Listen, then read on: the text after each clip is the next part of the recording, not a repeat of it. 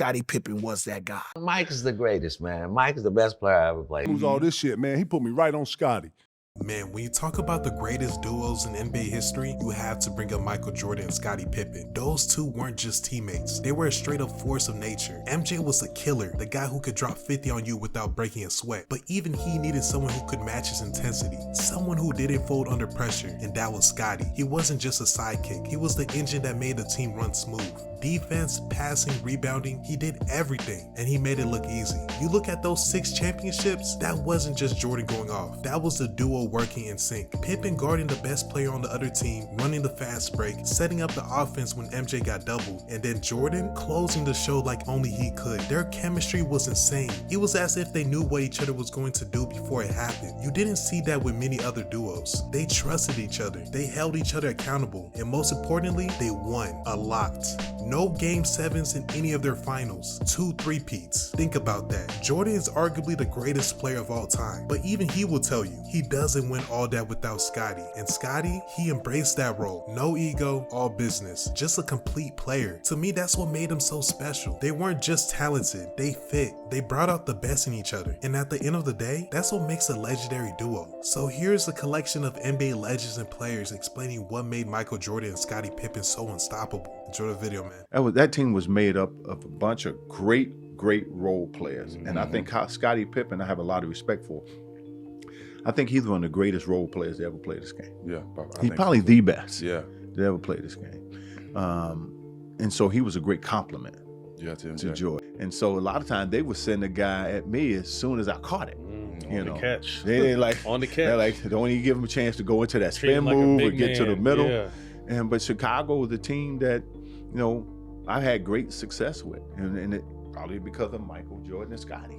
For wing guys, I think Michael's and Scottie's commitment defensively to really take the 1, the 2, the 3 out of the game, because there was no let up from them defensively. And I think they got a lot of that from Detroit. Defensively, their mindset was we can go out and shut down every wing guy. Michael was not winning until Scottie got there. Let's remember that too. They were losing a lot. Scottie got there, and reason it was Jordan Pippen is because it's Butch Cassidy and the Sundance Kid. As an all-around basketball player that can change a game, Scottie Pippen was that guy. Because he can guard everybody, he can score, he'll do everything, he'll make a big assist, he'll make the big block, he'll do things like that. I think that's what he was saying. The best player that makes everybody around better. And I think Michael was just a guy who would score it and make the big shots and make the big things. Scottie Pippen changed a lot of things for the Chicago Bulls. If he wasn't there, I think they would have won a lot of them games, because he did guard the best player. He made the crucial plays. He got the crucial rebounds. He got the crucial blocks and things like that. And the fact that you're on YouTube, you can go on YouTube and see what Michael says about Scottie, see what Magic says about Scottie. Jack McCluskey, the general manager of the Detroit Pistons, how we thought we're just gonna shut Michael down. We realized we had to shut Scottie down. He plays point guard, shooting guard, small forward, big forward, center. He can guard anybody on the court. He's Dennis Rodman. Can dribble the ball, right-handed, left-handed. The fundamentals are built into his swag. Like this is a basketball machine. We all knew Chicago, like when most people think Chicago is Mike, but for us in the league, I know at least for me, when I think Chicago, it's like, for me, like, no, it's Pitt. Really? Because like, yeah, because you looked at Mike like, okay, Mike is the offense for them. Excuse me. Mike is the offense for them. You know what I'm saying? But Pip is the motherfucking defense. Pip is the one that was holding down. I would say he was one of the few wing defenders who was, as we just mentioned a second ago, an anchor. That catalyst, that anchor, for that defense. So it's like, and then again, as Bonzi said, night in, night out, like he had to guard a lot of talented ass niggas, dog. Big Dog Robinson. Oh man. Like, as he just said a second ago, Grant up the Hill. match. My homeboy came up there and said, man, let's go down to the multiplex, man. Jordan be down there playing. This the year Mike didn't play. So I was like, man, I don't want to play no fucking ball, man. Fuck the plex, man. They ain't gonna let us in that motherfucker. No, I gotta. Yeah, you know what I'm talking about. So we go down there. and MJ in that motherfucker. And there's about 200 people on the glass just sitting there watching. Right. And Mike in there, and I see some hood niggas in there with him. I see Carl Harris in there. Per as usual. I see a couple other, hood niggas I know in there. And then I'm with three motherfuckers. So as soon as we get in there, Mike like hit the glass, like let the big fella in. So I'm like, oh shit, throw my shoes, man. Got my shoes. Like, go ahead, suit up, smooth all this shit, man. He put me right on Scottie. And Scottie was like, man, y'all put this young puppy ass nigga on him. Man, let me get it. And when he clapped, the echo in the room, this is my first time in front of these niggas. And then I'm looking at, damn, I'm in here with Scottie, man. Yeah. And then his face was like, this little like he shot this big long ass 3D, like so much that I looked at that motherfucker and then bam, he hit that motherfucker like, damn. Mike is the greatest, man. Mike is the best player I ever played against, man. Hands down, man. That's all I could do, just like, cut down his percentage. Yeah. You can't never stop no motherfucker like that. You gotta make it tough. You know what it is, Matt. You know what it is, Steve. Yeah. You gotta make it tough for a motherfucker like that. So that's all I was trying to do, make it tough for that motherfucker. And he was already bigger than me. Yeah. Shit, I'm 6'4". I ain't never wore up 195 pounds. Mm-hmm. So in my life, at my biggest weight, I was 194. So, and this motherfucker was 218 and 6'6" and jumping everywhere. Every time I turn around, I'm looking at the bottom of that motherfucker's shoe. The motherfucker done spent off me and just tuck off. I ain't never see a motherfucker just spin and jump at the same time. I mean, just gone. Just gone. I'd be like, this shit is crazy. As a defender, right, he don't get enough credit. And when we talk about probably the greatest and the best defender ever played in the NBA, Chicago had two out, Rodman and Scottie Pippen. But Scottie was different. As a defender, at his best, I may have to say that he and Rodman 1 and 2 best defenders probably ever to play the game. Wow. And so I do want to give him his respect and his props. And then as a facilitator, Scottie, he was the real deal. It was a great. Hi, I'm Tony Kukoc, a member of 95-98 Chicago Bulls, and this is my way of describing my teammates in one word. Scottie Pippen.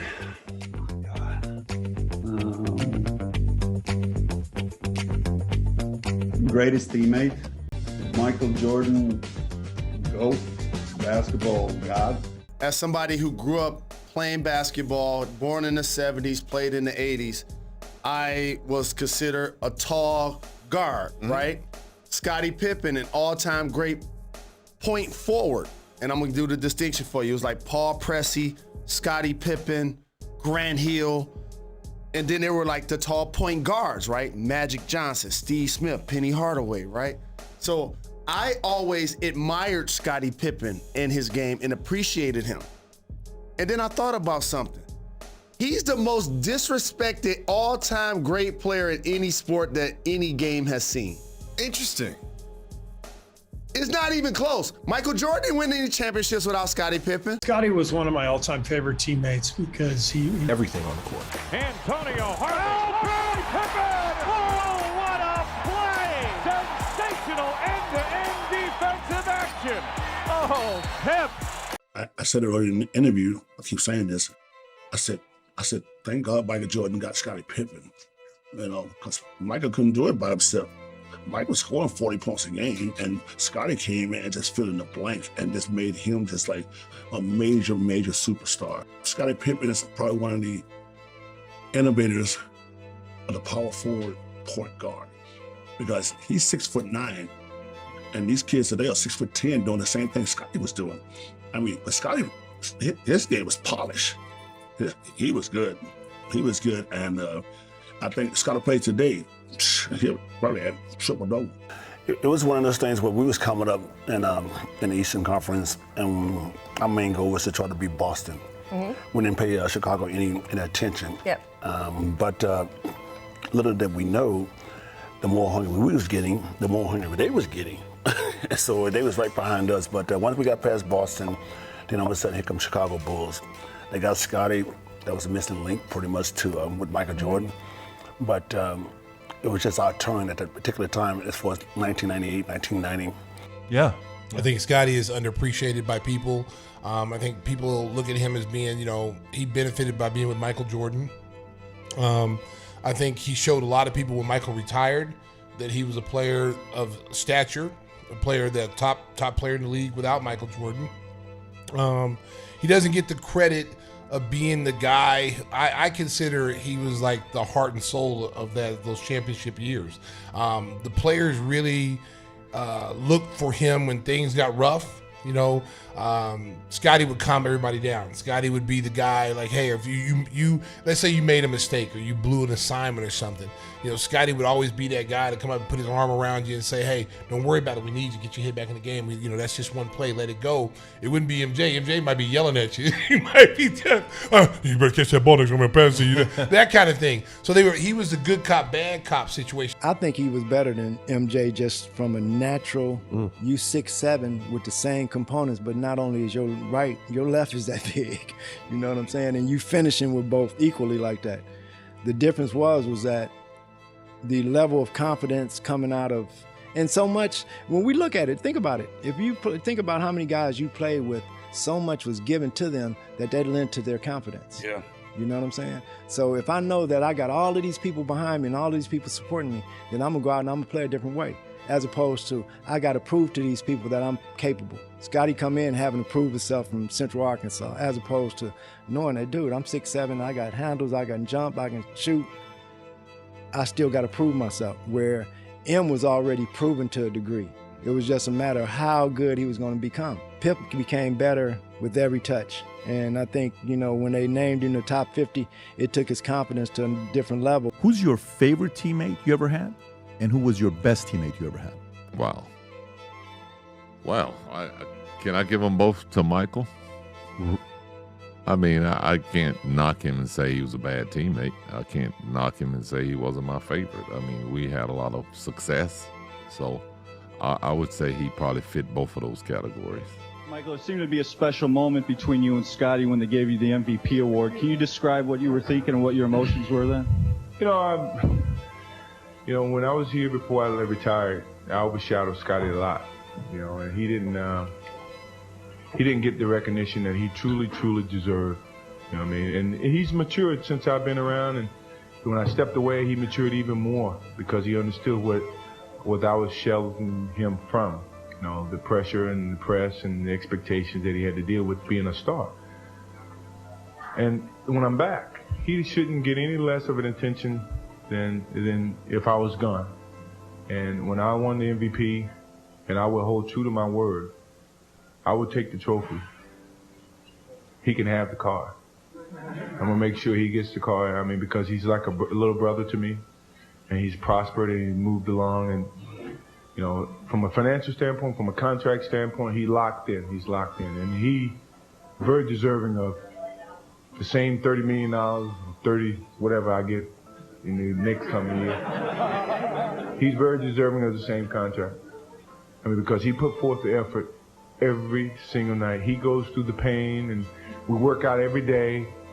He's joined me in working out every day to stay healthy and to get out here and provide for this organization and this city so that we can be healthy and we can continue to be champions. So, I mean, that's what brothers do. We share our success, and that's what I'm doing to him. You know, I just want the trophy. I got enough cars. He can have the Nissan.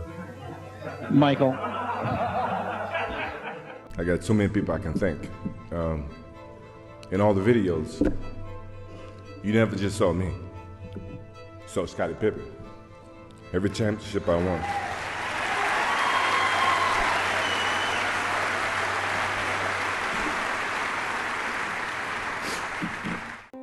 Can you tell me a little bit about Scottie Pippen and how that whole relationship evolved and how you pushed Scottie Pippen? Well, not just push Scottie Pippen. Scottie Pippen pushed me. You know what I mean? It was this big brother, little brother scenario. I knew the hard work that it took to get to that level.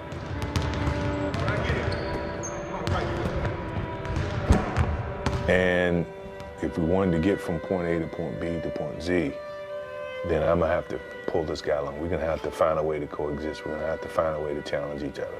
To come and trap and then go. Scottie, if you're there, you go. So, you know, it was that, me pulling him along. Come on, man, let's go. Where you going? I'm ready. Let's go. You hear that? Come on. Cap. No, come on. No, Let's go. no. Y'all miss out on this. That's entertainment. 145. To where, okay, if you're gonna play this game, you're gonna have to get it like this. You could have just spin around. I thought when I saw you fake, you thought that someone came over. Karl Malone was at the top doing this. Okay. And the next thing you know, it's a tandem. It's a 3-on-1 with only Best back, and Pippen slams it in his face. You know, I don't think you're gonna have two players like that ever again that grew and became more successful together. And success started to, you know, circle themselves around the two of them. Yeah. Woo! Six of them. 6 of them. Yes, sir. 6 of them.